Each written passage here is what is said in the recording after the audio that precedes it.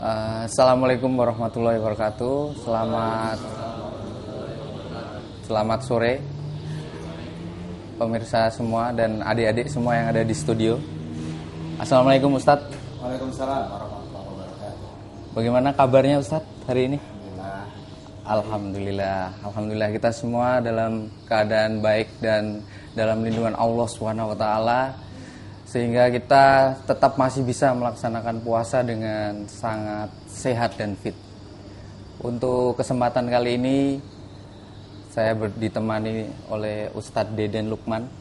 Beliau akan mengajak kita untuk bagaimana selalu mengingat dan bagaimana selalu dekat dengan Allah, dan bagaimana untuk menahan diri kita dari berbagai macam amarah, berbagai macam godaan. Mungkin Ustadz silakan. Bismillahirrahmanirrahim. Assalamualaikum warahmatullahi wabarakatuh. Alhamdulillahirabbil alamin. Assalatu wassalamu ala asyrafil anbiya'i wal mursalin wa ala alihi wa sahbihi ajmain, amma ba'du. Pemirsa TV Kutim dimanapun Anda berada, dan juga anak-anakku sekalian yang dirahmati Allah, dan semoga kita semua mendapat ridho dari Allah Subhanahu wa taala. Segala puji, puja dan syukur hanya bagi Allah. Salawat serta salam mudah-mudahan selalu tercurahkan untuk baginda Rasulullah Muhammad sallallahu alaihi wasallam, untuk keluarganya, para sahabatnya, dan orang-orang yang selalu berusaha istiqomah melaksanakan ajarannya. Mudah-mudahan termasuk diantaranya adalah kita semuanya. Amin ya robbal alamin. Alhamdulillah kita masih berada pada bulan yang sangat istimewa, bulan yang sangat spesial, karena di dalamnya Allah janjikan banyak sekali janji-janji tentang keberkahan, rahmat, dan juga ampunannya bagi siapa saja yang mau beribadah dengan baik, dengan ikhlas di bulan ini. Dan kita tahu Ramadan mengajarkan kita semua untuk selalu berusaha mengendalikan diri. Bukan saja kita berpuasa itu untuk tidak makan dan tidak minum, tapi yang lebih penting lagi bagaimana kita mampu untuk mengendalikan diri kita. Salah satunya adalah kita dilatih untuk mampu mengendalikan emosi kita. Emosi yang kita tahu adalah salah satu nafsu yang ada pada diri, di antara berbagai nafsu yang Allah anugerahkan kepada kita. Ada nafsu amarah, emosi. Ada nafsu syahwat. Ada nafsu makan, ya kan? Dan nafsu-nafsu lainnya. Nafsu-nafsu itu sebenarnya pada dasarnya baik, asalkan kita mampu mengendalikannya. Tapi bahaya kalau kita tidak mampu mengendalikannya, termasuk marah. Marah itu sendiri pada prinsipnya adalah anugerah Allah kepada kita. Artinya bukan sebuah kesalahan kita itu marah. Dan boleh kita marah, bahkan harus kita marah, asalkan alasan dan cara marahnya tepat. Kita harus marah manakala agama kita, Tuhan kita, Nabi kita dihina, ya kan? Tapi tentu kita tidak boleh marah begitu saja kalau misalkan bukan sebuah alasan yang tepat untuk marah. Misalkan ketika kita dihina, kita boleh marah, tapi bagaimana kita meluapkan kemarahan itu? Itu yang harus kita perpikirkan baik-baik. Karenanya agama kita mengajarkan kita harus mampu mengendalikan marah kita, emosi kita.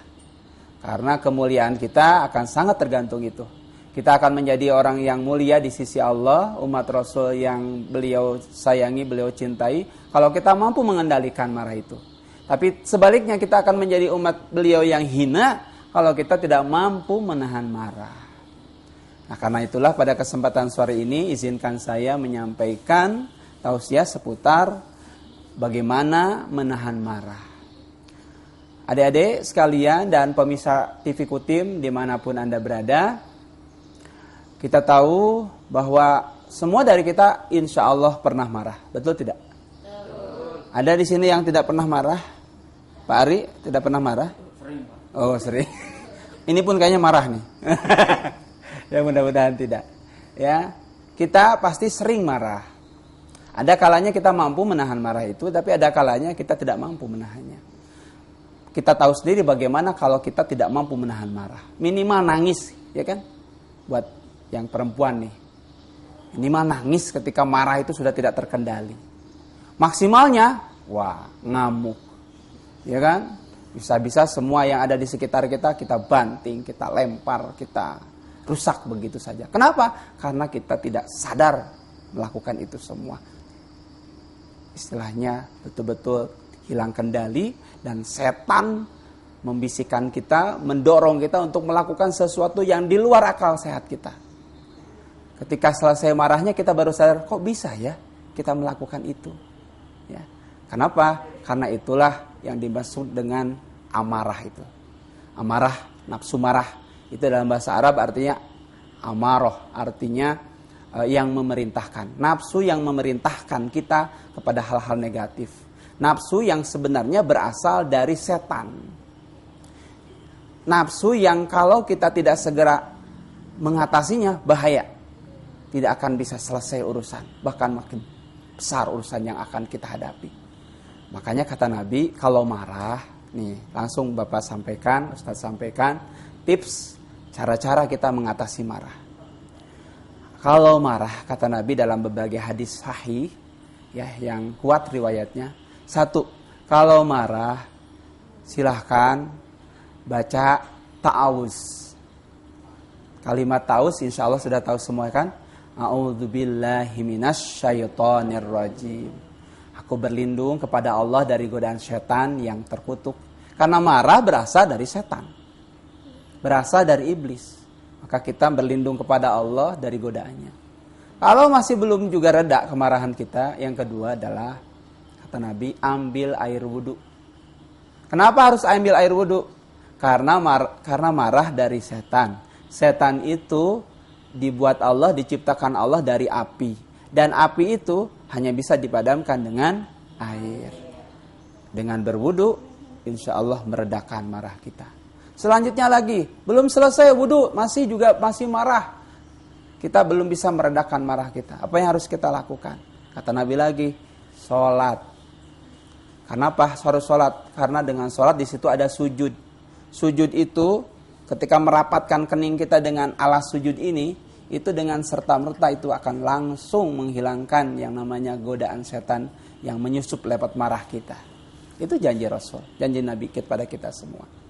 Cara sederhananya, kalau misalkan tidak wudu, tidak sholat, adalah apa? Kata Nabi lagi, rubah posisi duduk. Ketika lagi marah dan kita lagi duduk, segeralah berpindah tempat, entah berdiri. Ya, kalau misalkan lagi berdiri, duduklah.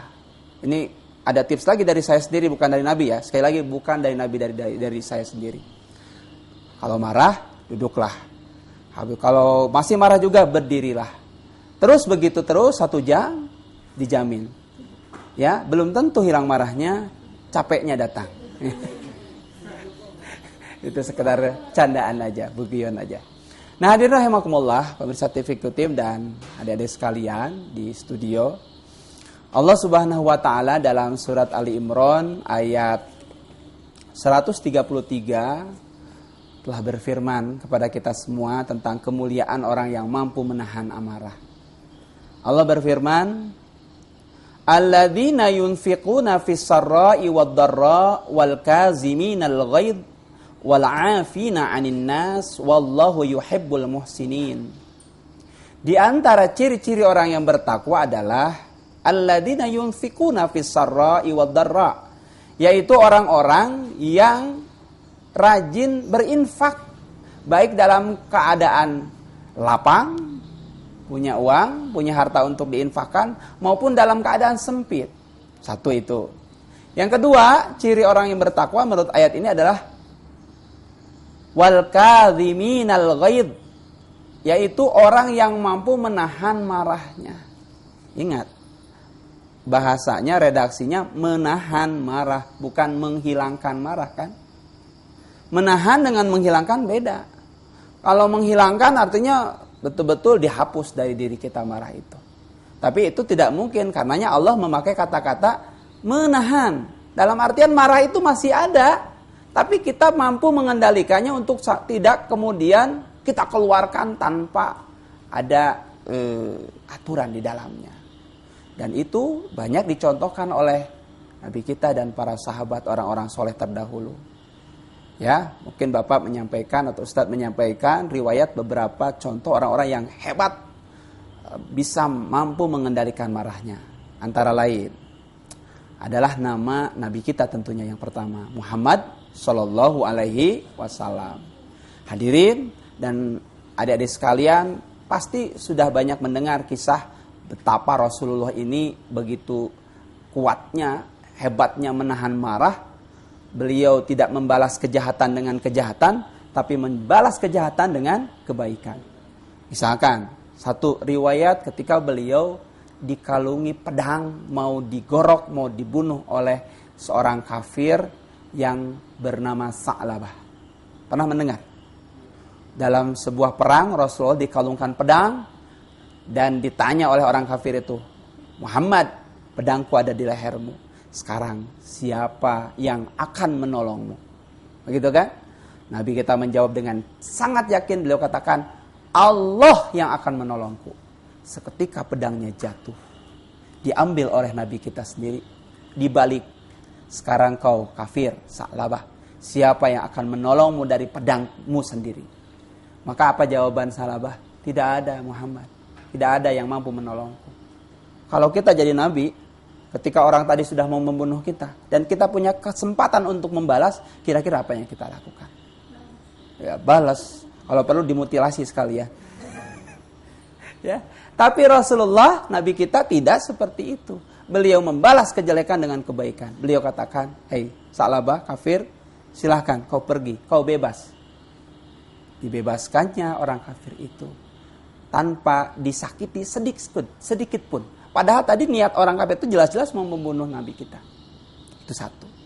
Yang kedua, mungkin hadirin pernah mendengar Rasulullah Muhammad SAW diludahi berkali-kali sampai 3 hari berturut-turut oleh seorang Yahudi.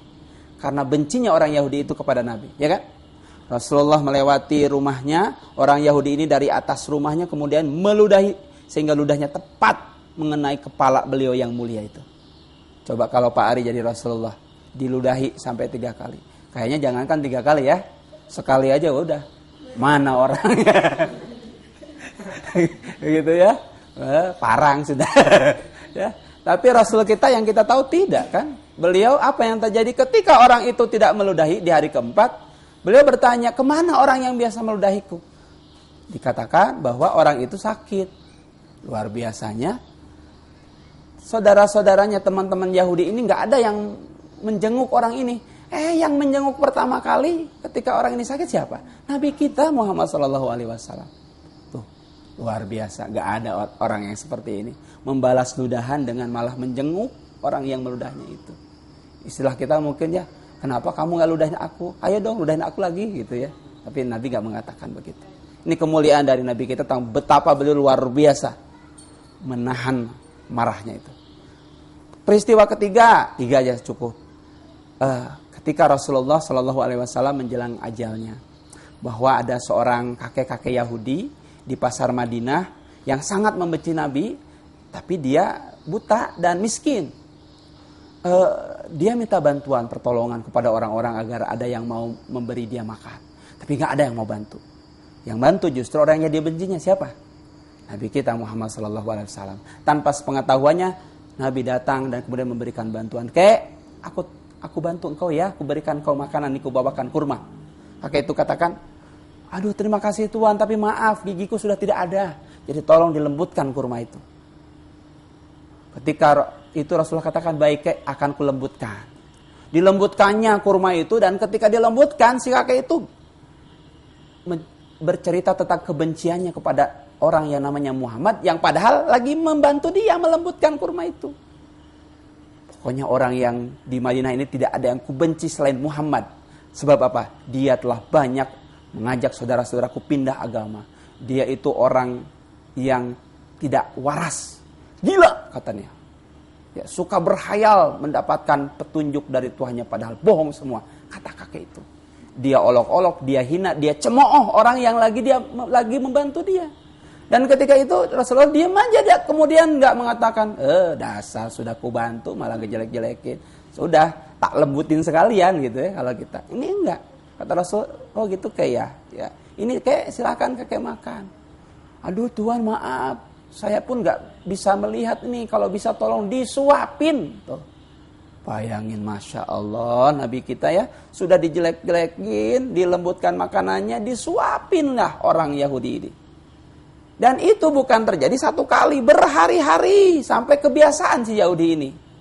Suatu ketika Rasulullah sudah tidak ada, dia bertanya-tanya, kemana orang yang biasa nyuapin aku? Datang, siapa? Temannya Rasul, Abu Bakar. Abu Bakar kemudian apa? Dia nyuapin kakek itu, dan kakek itu langsung menepis tangan Abu Bakar. Sebentar, engkau bukan orang yang biasa nyuapin aku. Orang yang biasa nyuapin aku orangnya lembut. Sedangkan engkau maaf, tidak selembut orang itu. Abu Bakar dengan nangis beliau katakan, tahukah kakek, sebenarnya siapa yang selama ini nyuapin kakek? Memangnya dia siapa? Kata Abu Bakar, dialah orang yang paling kakek benci, Muhammad Rasulullah. Tuh anak-anak, nangis seketika kakek itu, dan kemudian atas izin Allah dia pun berpindah agama masuk Islam. Tanpa paksaan sama sekali. Akibat apa? Antara lain karena Rasulullah begitu hebatnya mampu mengendalikan marahnya. Mungkin muncul pertanyaan, itu kan Nabi. Sementara kita kan bukan Nabi, bukan wali, ya, bukan siapa-siapa, kita hanya orang biasa.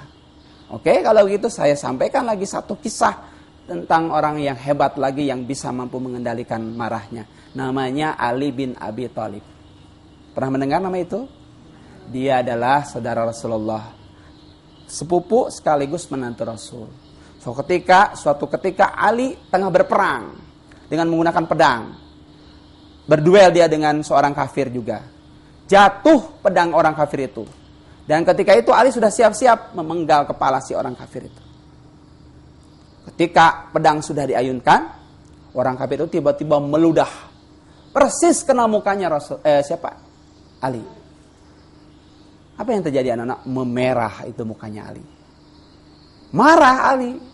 Tapi luar biasanya Ali ini walaupun marah, dia kemudian sekalian sudah. Ya, potong-potong gitu kan. Beliau enggak, disarungkan itu pedang. Kemudian disuruhnya orang kafir itu untuk pergi. Pergi kau. Kaget orang kafir itu. Kenapa kau suruh aku pergi? Padahal kau tinggal tebaskan pedangmu, mati aku. Kata Ali, ketika kau meludahi aku dan aku tebas batang lehermu dengan pedangku ini, niscaya dosaku bertambah.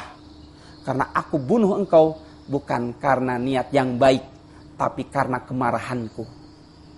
Dan aku tidak mau menambah dosaku dengan membunuhmu. Tapi ketika kau belum ludahi aku dan kau kubunuh, maka insya Allah pembunuhan yang kulakukan itu adalah ibadah, karena aku berperang di jalan Tuhanku, membela agamaku. Makanya itulah anak-anak sekalian beberapa contoh tentang luar biasanya menjaga atau menahan marah. Nanti mari kita diskusikan, kalau ada pertanyaan tentu akan lebih menarik kalau kemudian nanti ada pertanyaan-pertanyaan yang berkaitan dengan kehidupan kita sehari-hari. Terima kasih.